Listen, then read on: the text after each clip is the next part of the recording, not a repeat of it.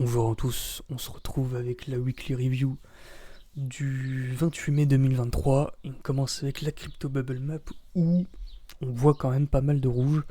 Semaine difficile, semaine très très difficile. Alors malgré les quelques performances de quelques alts, le HT plus 13%, Neo plus 15%, Kava plus 8.5%, Muta plus 13.7%, il y a quand même beaucoup de grosses cryptos qui se sont pris des coups de genoux assez énervés.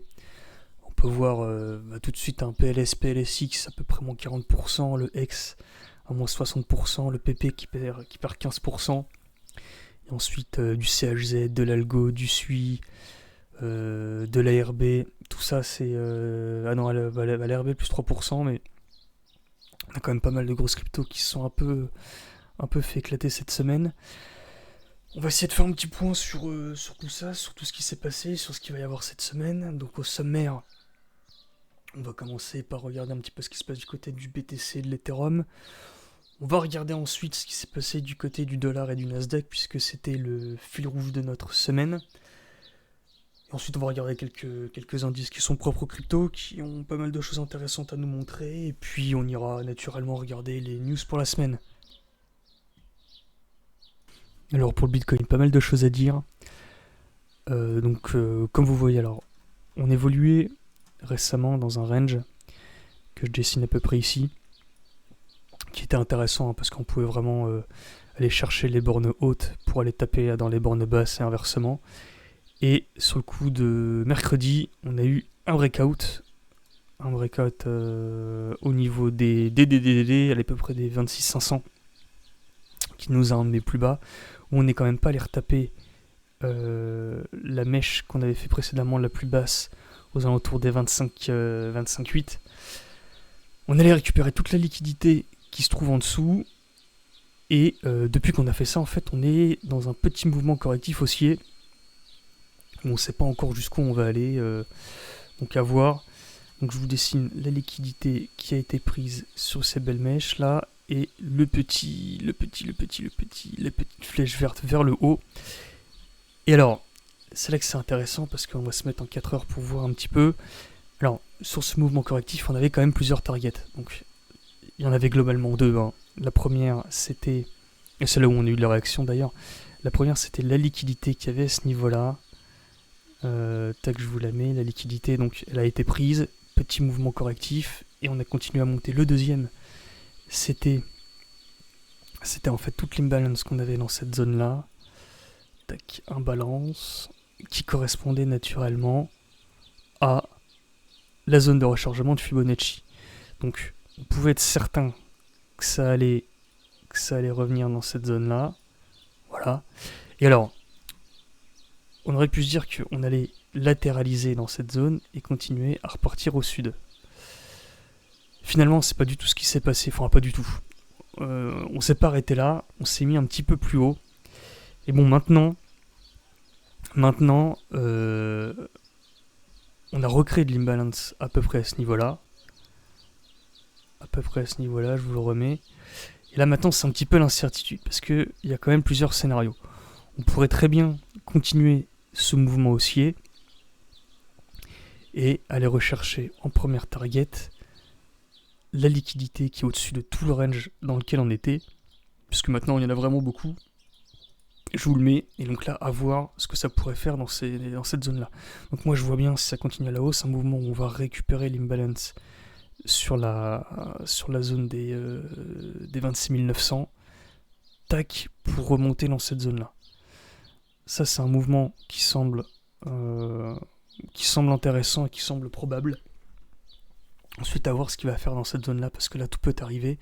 On peut très bien continuer avec une jambe haussière pour aller chercher, je sais pas, par exemple, la zone à peu près des 28,5 globalement. Ça semble être un scénario possible, mais également, en fait, on est toujours, quand on regarde un petit peu toute la structure dans laquelle on est depuis mi-mars, on est encore dans une phase baissière, une tendance baissière en fait. Et à ce titre, les analyses qu'on a fait les jours précédents et les semaines précédentes ne s'annulent pas. C'est-à-dire qu'on pourrait très bien, une fois qu'on revient du côté des 27 760, repartir à la baisse pour là définitivement breaker le niveau des 25 800. Et toujours avec les targets qu'on connaît bien. Donc je vais effacer un petit peu tout ça, histoire que ce soit un peu plus clair. Avec la première target qui serait naturellement les résistances à peu près à ce niveau-là, au niveau des 2500. Donc target, tac. La deuxième, ce serait la liquidité qu'il y aurait ici. Alors là, avant de vous mettre la liquidité, je vais déjà vous mettre plusieurs choses parce que cette zone-là semble hyper intéressante pour un rechargement potentiel parce que bon, on a déjà, comme vous le voyez, une énorme zone d'imbalance ici qui correspond en plus à une zone de rechargement de Fibonacci. Je vais vous la mettre immédiatement. Tac. Ouais, c'est quand même assez magnifique là ce qu'on a. Donc rechargement LRZ. Et on a de la liquidité en dessous de cette partie-là. Donc la liquidité à voir jusqu'où elle peut aller. Hein. On va la dessiner ici. Et en sachant qu'elle peut très bien, prendre une largeur un petit peu plus grande. Mais bon, voilà, un scénario où on va taper ici, tac, pour ensuite redescendre là, moi ça me paraît vraiment pas exclu. Et alors, la troisième target, toujours sur ce mouvement baissier potentiel, quand on regarde en fait le contrat CME du BTC, on a un énorme gap qui est aux alentours des 20 500, 20 600, et ça ce serait notre troisième target. Notre troisième target, elle serait à peu près là. Et en fait, les trois targets qu'on vient de dessiner là, c'est vraiment pas à des choses qui ne peuvent ne pas arriver. Hein. C'est complètement possible qu'on aille reprendre à ces choses-là. Alors, moi, j'aurais quand même une petite préférence pour cette zone-là. Pourquoi ? Parce qu'on aurait un pattern similaire à ce qu'on a ici. Je m'explique. Alors, je l'ai déjà expliqué la semaine dernière, mais on va le refaire. On a quand même beaucoup de similarités entre ce qui s'est passé là et toute la structure dans laquelle on est depuis mi-mars. Hein. Puisque par exemple, vous voyez le cran d'arrêt qui est ici. Tac. Ça peut très bien être comparé à celui qu'on a là. Une structure, tac, on baisse et avant de faire un nouveau mouvement haussier qui se situe là, on irait très bien récupérer la liquidité qui se trouve à cet endroit-là. Voilà. Donc là, ça nous ferait revenir exactement là, dans la zone d'imbalance, rechargement, liquidité. Et voilà, pourquoi pas dessiner à quelque chose comme ça. Voilà, alors après, c'est un scénario qui me semble un peu facile, hein, parce que beaucoup de personnes doivent le voir et c'est probablement pas ce qui va se passer. Mais bon, quand on voit ça, ça saute quand même un petit peu aux yeux. Hein, voilà, donc pas mal de choses sur le BTC. On peut avoir un retracement dans cette zone de liquidité. On est toujours baissier sur le moyen terme là. Avoir beaucoup d'incertitudes, surtout avec ce qu'on a à côté. Donc continuez de regarder la vidéo. On va maintenant faire un petit tour du côté de l'Ethereum. Donc pour l'Ethereum, on reste quand même dans des schémas similaires. Hein. On a eu la prise de liquidité globalement au même endroit. Tac, je vous la fais. La petite flèche vers le haut. On va se mettre en 4 heures pour voir jusqu'où c'est allé. Comblement d'imbalance ici. On est allé également un petit peu plus haut. Alors, je vais remettre l'imbalance tranquillement. Tac, tac. Imbalance. On est allé chercher un petit peu plus haut et maintenant, voilà, donc on allait quand même plus ou moins au même endroit. Donc on a de la liquidité à ce niveau-là. Tac. Et on peut dessiner un scénario qui est relativement similaire à ce qu'on pourrait avoir sur le Bitcoin. Hein. C'est-à-dire qu'on revient refermer l'imbalance qui a nouvellement été créé ici. Donc c'est plus sur ce niveau. Pour revenir dans la zone des 1880. Et une fois qu'on prend de la liquidité dans la zone des 1880. Encore que là on pourrait aller vraiment chercher celle qui est un peu au-dessus. Hein. Ça, c'est vraiment pas exclu. Je vais vous la mettre quand même. Parce que c'est vraiment très très très très proche. Beaucoup plus proche que sur le BTC en fait. Et on pourrait très bien revenir là ou voilà les deux scénarios un petit peu plus hauts aux alentours des 1900.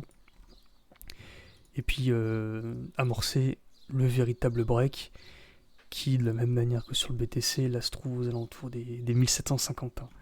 Et là, tac, tac, on break ça et direction la gigantesque cave. Donc ça, c'est un scénario où on n'arriverait pas à se maintenir dans cette zone-là. On n'arriverait pas à se maintenir dans cette zone-là.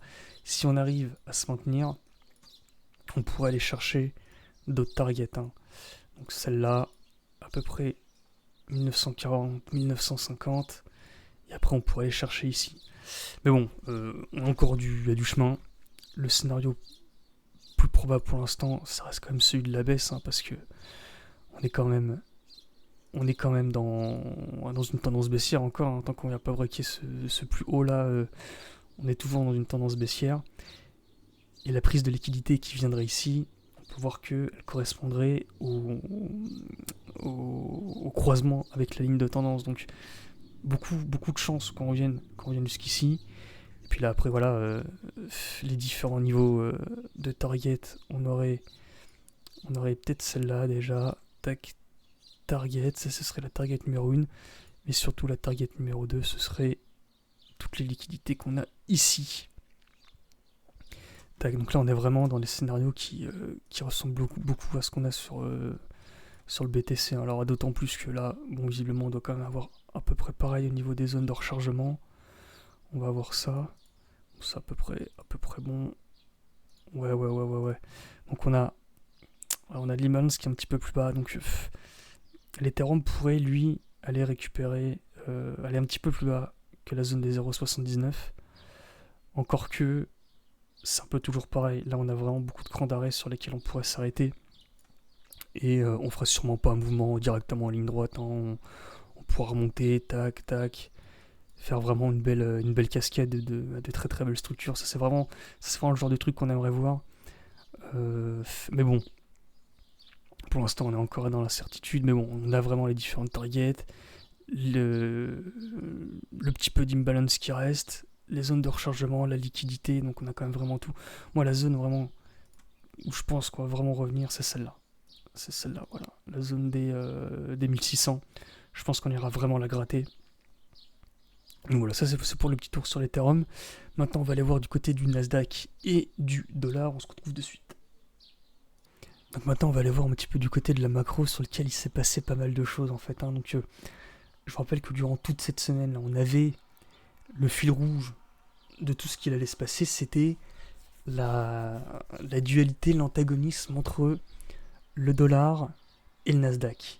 Parce qu'on en a un qui normalement est relativement corrélé au marché des crypto-monnaies, c'est le Nasdaq, et l'autre qui est corrélé en sens inverse, puisque c'est globalement l'indice de risque par excellence, qui est le dollar. Et les deux sont sur une tendance haussière extrêmement marquée, ce qui est quand même relativement perturbant, parce que normalement on n'a pas ce genre de choses. Et il fallait absolument suivre ce truc-là. Alors, on avait sur le coup de mercredi potentiellement une forme de résolution, parce que le Nasdaq nous a fait un pullback dans sa résistance historique. Il était revenu en dessous, donc on avait clairement un scénario qui était on sort, on vient prendre la liquidité, on redescend, pullback, tac, et direction la cave. Ça s'est pas du tout passé comme ça, parce que Nvidia nous a fait une annonce où ils ont parlé d'IA pendant je sais pas combien de temps, et le cours a pris, je sais pas, plus 25-40% d'un coup. C'était vraiment exceptionnel, et après toutes les autres ont fait pareil, ça a suivi, ça portait vraiment le Nasdaq très très haut. Et on est revenu péter au-dessus avec la création d'un gap. Et donc on pensait avoir une résolution, et en fait pas du tout. Pas du tout, et on revient exactement dans la même situation une semaine après, où c'est encore plus marqué parce qu'on a vraiment fait un mouvement parabolique sur le Nasdaq qui nous laisse quand même encore dans l'incertitude. Quand on regarde le dollar, alors malgré la mèche un petit peu je dis ça, mais bon, on a fait un retracement, on est remonté, on est revenu à peu près au même niveau. On a quand même pas cassé cette tendance, donc tant qu'on l'a pas cassé, on est quand même dans un mouvement haussier. Et ce qui est encore plus inquiétant sur le dollar, c'est que bon, quand on regarde en daily, ça c'est quand même des figures de chartisme de base, hein. C'est une figure d'accumulation. Et alors, bon, sans vouloir faire le mec, on va aller taper les plus hauts historiques, etc. Minimum, la target de ce mouvement-là, c'est quand même elle est 105-106. Donc le mouvement du dollar est pour l'instant pas fini. Et pour l'instant sur le Nasdaq, on n'a quand même aucune indication que ça va redescendre, si ce n'est aller le fait de combler le gap qui a nouvellement été créé par toutes les annonces là, mais bon, là aussi, hein, on pourrait dire qu'on est quand même dans une belle phase d'accumulation et que potentiellement on est parti pour aller chercher des targets encore plus hauts, hein. Donc encore beaucoup d'incertitudes au niveau de la macro. Il va falloir quand même guetter tout ça. Les seules possibles tentatives de résolution de tout ça, ce seraient les différentes annonces qu'on pourrait avoir cette semaine ou à peu près à la mi-juin. Donc on va suivre tout ça.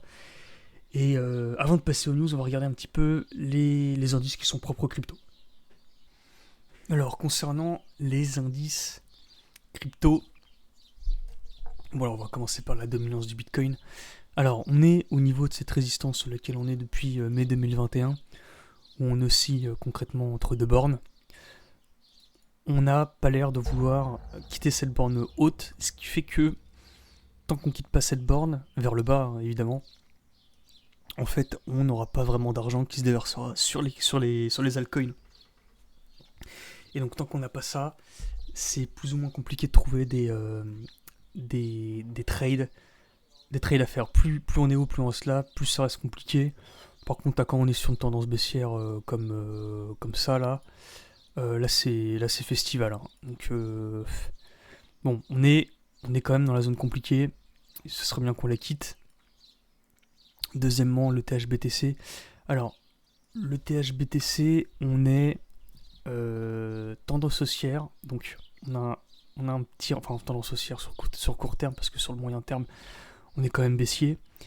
Et on va se retrouver sur la résistance de cette trendline. Alors, le truc, c'est que on a un petit renforcement de l'Ethereum par rapport au Bitcoin, mais c'est surtout parce que le Bitcoin baisse un peu plus. Là, il est un petit peu en phase descendante par rapport à l'Ethereum. Mais là, normalement, si on suit ce truc-là, comme on a encore un petit peu d'imbalance en bas, concrètement, on pourrait très bien faire ça, hein, et revenir par ici. Donc, méfiance. Si on a ce scénario-là, ça voudrait dire que l'Ethereum baisse par rapport au Bitcoin. Et donc, concrètement, toutes les thunes et des altcoins s'enfuient quelque part. Et là, ce serait une véritable catastrophe pour tout l'écosystème. Il y aurait vraiment des, je sais pas, moins 20, moins 30 sur pas mal de choses. Donc, il faut faire attention. Quand on regarde Coinbase, toujours intéressant de regarder un petit peu ça parce que c'est un petit peu la porte d'entrée, si vous voulez, en fait, de tous les Américains sur le marché des cryptos. Bon, on latéralise un petit peu, tant qu'on a un gap en dessous, c'est un appel vers le bas. Tant qu'on n'a pas un mouvement aussi sympathique, ça veut dire qu'on n'a pas de reprise sur le marché des cryptos. Donc à surveiller aussi, hein, c'est vraiment ce niveau-là des combien, allez, 62,5 qui est intéressant. Mais là pour l'instant, bon, on est quand même un peu sur une tendance haussière ce qui est pas vraiment bon. Peut-être qu'après, le fait d'avoir renfloué les gars vont pouvoir aller un petit peu à la hausse, ce qui serait très bon, mais bon, pour l'instant, rien de très bon. Donc voilà un petit peu pour tout ça. On va se diriger un peu du côté des news pour voir un peu ce qui se passe. Alors cette semaine au niveau des news, il risque d'y avoir pas mal de choses intéressantes. Alors surtout vendredi prochain, puisqu'il y aura le chômage et les non-farm payrolls. Alors par exemple les non-farm payrolls, là c'est un chiffre qui sera vraiment très regardé par la Fed pour savoir ce qu'ils vont faire pour la suite. Donc ça va être un moment très très important ici. On va avoir également jeudi ISM Manufacturing PMI qui est très important, gros moment de volatilité. Il y aura taux de chômage également aussi en Europe qui va survenir. Ça risque de faire bouger un petit peu les marchés. Globalement, voilà, le jobs opening aussi, ça c'est pour mercredi. En fait, concrètement, parce que tous les jours il va y avoir des grosses choses, sauf lundi. Lundi, mardi, c'est relativement calme. Donc début de semaine plutôt calme. Par contre, à partir du milieu de semaine, ça peut pleuvoir. Beaucoup de volatilité. Donc, faites vraiment très attention parce que incertitude au niveau des indices boursiers. Pas mal de news dans le milieu de la semaine. Donc voilà, il peut se passer pas mal de choses. Il peut se passer pas mal de choses. Et donc voilà, donc on est au courant, on va faire en fonction de ce qu'on a vu. Et puis on va essayer de faire une semaine correcte. Donc voilà, écoutez, merci beaucoup d'avoir regardé la vidéo jusqu'au bout, ça fait bien plaisir. N'hésitez pas à mettre un petit like et à partager si vous avez aimé la vidéo. Et puis, écoutez, on se retrouve pour la semaine prochaine. On va refaire des vidéos tous les jours. Et puis voilà, je vais essayer de sortir des vidéos un petit peu, enfin, plus relatifs à la formation. Donc je vais commencer avec un lexique crypto qui couvrira pas mal de choses. Donc on va voir si ça vous plaît. Et puis je vous dis à très bientôt.